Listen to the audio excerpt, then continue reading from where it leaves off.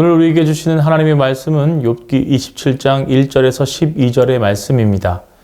욥이 또 풍자하여 이르되 나의 정당함을 물리치신 하나님, 나의 영혼을 괴롭게 하신 전능자의 사심을 두고 맹세하노니 나의 호흡이 아직 내 속에 완전히 있고 하나님의 숨결이 아직도 내 코에 있느니라. 결코 내 입술이 불의를 말하지 아니하며 내 혀가 거짓을 말하지 아니하리라. 나는 결코 너희를 옳다하지 아니하겠고 내가 죽기 전에는 나의 온전함을 버리지 아니할 것이라. 내가 내 공의를 굳게 잡고 놓지 아니하리니 내 마음이 나의 생애를 비웃지 아니하리라. 나의 원수는 악인같이 되고 일어나 나를 치는 자는 불의한 자같이 되기를 원하노라.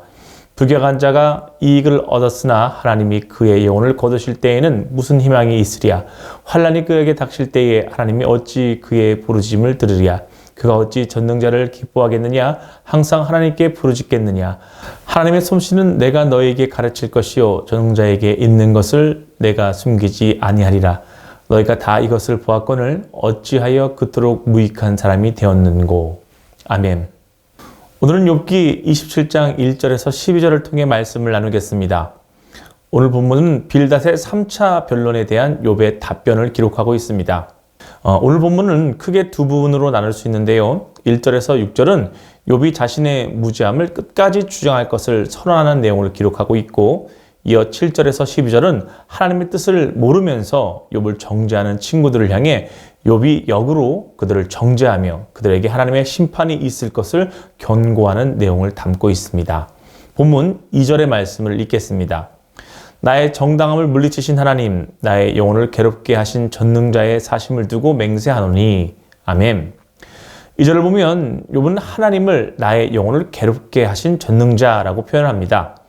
이 부분을 원문적으로 해석하면 전능자께서 내 영혼에 쓰라린 아픔을 주셨다라고 해석할 수 있습니다.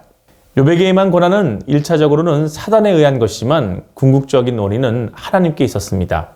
즉 사단이 욥을 칠 것을 요구했을 때 하나님이 그 요구를 허락하심으로 욥에게 고난이 임한 것이죠. 사실 욥의 고난뿐만 아니라 이 세상에서 일어나는 모든 일은 하나님의 섭리 가운데 일어납니다. 하나님의 허락하심과 섭리가 없이 일어나는 일은 아무것도 없습니다. 그렇다면 욥이 고난당한 목적은 무엇이었을까요? 왜 하나님은 욥의 영혼에 쓰라린 아픔을 주신 것일까요? 하나님이 심심해서 그러셨을까요? 아니면 욥이 얼마나 고난을 잘 견디나 보시려고 그러셨을까요? 절대 이러한 이유로 욥에게 고난을 주신 것이 아닙니다. 성도 여러분, 하나님이 행하시는 모든 일에는 하나님의 선한 목적이 있습니다. 그리고 그 선한 목적엔 하나님의 백성들의 유익을 위한 목적 또한 담겨 있습니다. 비록 우리가 하나님의 크신 뜻을 다 알지 못하고 다 이해할 수 없지만 확실한 것은 하나님은 반드시 하나님의 백성을 위한 선한 목적이 있다는 것입니다.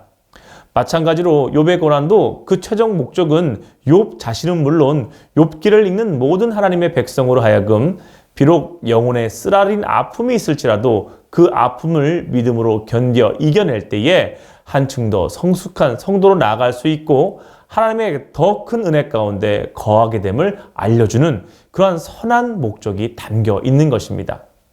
성도 여러분, 하나님의 모든 행사는 선하시며 우리 성도를 향한 선한 목적이 있다는 것을 꼭 믿으시기 바랍니다. 특히 나에게 찾아온 고난을 대할 때 그러한 확신을 가져야 합니다. 고난은 욥과 같이 갑작스럽게 또 전혀 예상하지 못한 순간에 엄습해 올 수 있습니다. 그리고 고난이 너무 크면 하나님을 원망하기도 하고 하나님의 공의와 정의는 없는 것 같다고 의심하기도 합니다. 하지만 그럴지라도 이 고난은 우리를 연단하는 도구이며 우리에게 유익을 주시기 위한 하나님의 계획이 있음을 꼭 기억하시기 바랍니다.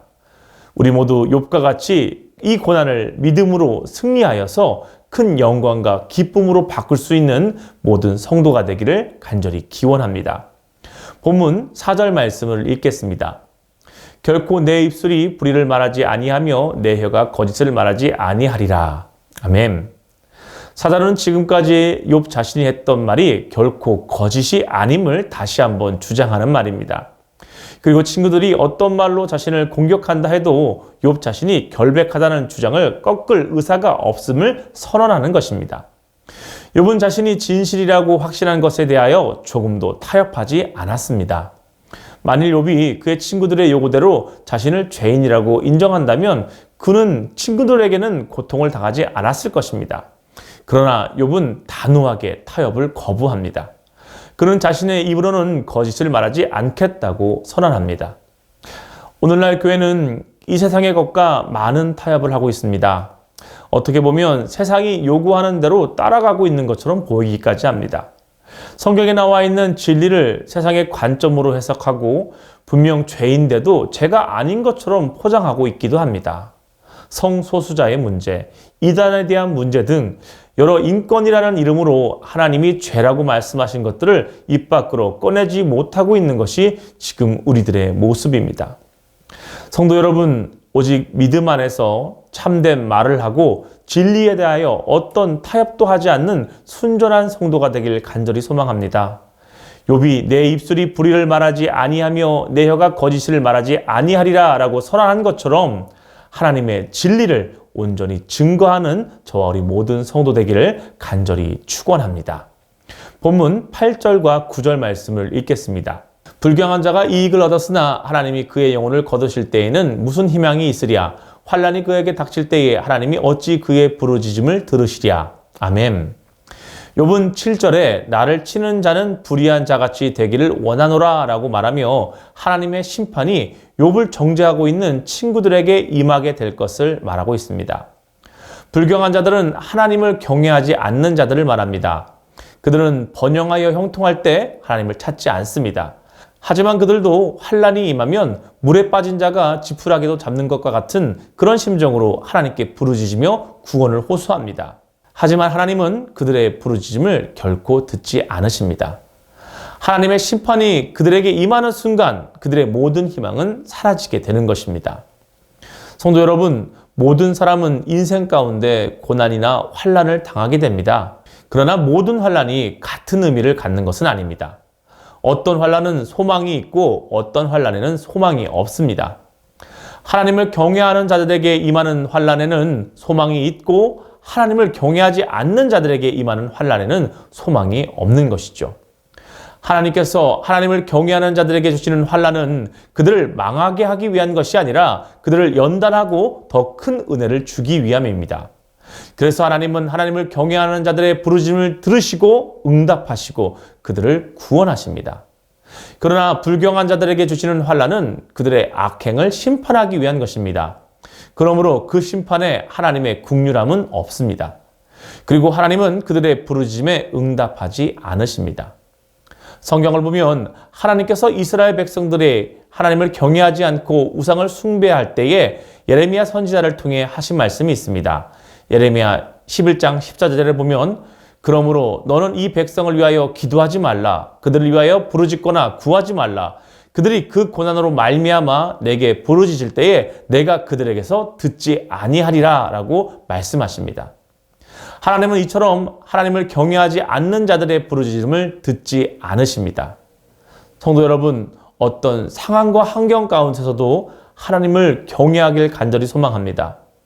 욥이 비록 고난 때문에 하나님을 원망하긴 했지만 끝까지 그는 하나님을 경외했습니다. 그리고 끝내 하나님은 욥의 부르짖음에 응답하시고 욥에게 은혜를 베풀어 주셨음을 꼭 기억하시기 바랍니다. 우리 모두 끝까지 하나님을 경외함으로 하나님의 은혜 가운데 거하는 모든 성도 되길 주님의 이름으로 간절히 축원합니다.